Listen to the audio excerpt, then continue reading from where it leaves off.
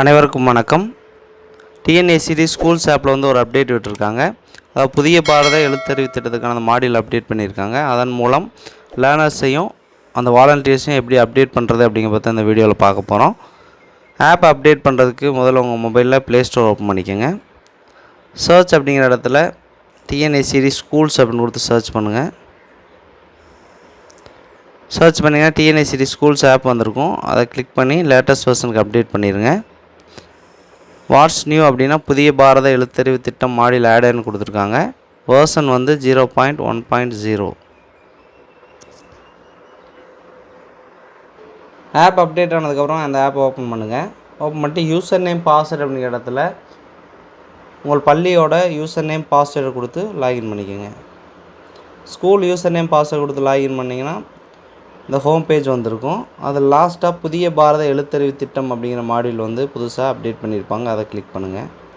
Click பண்ணிங்கன்னா add learners details, add volunteer details, save டீட்டெயில்ஸ்ன்னு இருக்கும். அதில் ஆட் லேர்னர்ஸ் டீட்டெயில்ஸ் அப்படிங்கிறதுல போயிட்டு அந்த 15 வயதுக்கு மேற்பட்ட எழுத படிக்க தெரியாதவர்களோட அந்த விவரங்களை வந்து இந்த இடத்துல நீங்கள் அப்டேட் பண்ணணும். Learners name in English, Tamil, gender, அடுத்து அவங்களுடைய டேட் ஆஃப் பர்த்து. அது இப்போ டேட் ஆஃப் பர்த் என்டர் பண்ணாலே ஏஜ் அதுவே வந்து உங்களுக்கு அப்டேட் ஆயிரும்.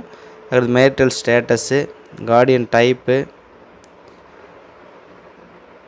கார்டியன் நேம் அதே மாதிரி in English, guardian name in Tamil, லேர்னர்ஸோட கரண்ட் அட்ரஸ் கேட்குறாங்க, pincode, contact number. If belongs to other state அப்படின்னா அந்த ஸ்டேட்டை வந்து மென்ஷன் பண்ண சொல்கிறாங்க. மதர் டங் என்ன, occupation, whether differently abled, social category, date of enrollment, whether the learner never enrolled or drop out. இந்த விவரங்கள்லாம் நீங்கள் இந்த லேர்னர்ஸ் டீட்டெயில்ஸில் அப்டேட் பண்ணணும்.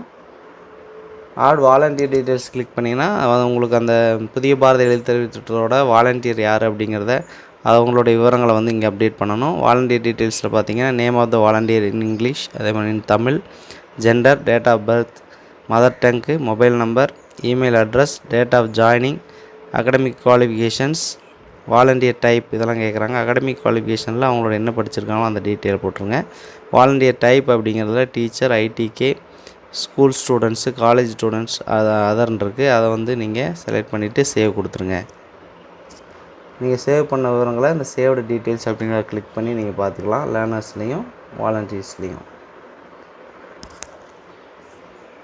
ஸோ டிஎன்ஏசிடி ஸ்கூல்ஸ் ஆப் வந்து இப்போது புதிய பாரத எழுத்தறிவு திட்டத்துக்கான மாடியூல் அப்டேட் பண்ணியிருக்காங்க. இந்த மாடியூலை பயன்படுத்தி தங்கள் பள்ளிக்கு உட்பட்ட பகுதியில் 15 வயதுக்கு மேற்பட்டவர் எழுத படிக்க தெரியாதவர்கள் விவரங்களை வந்து இதில் நீங்கள் அப்டேட் பண்ணணும். தேங்க்யூ.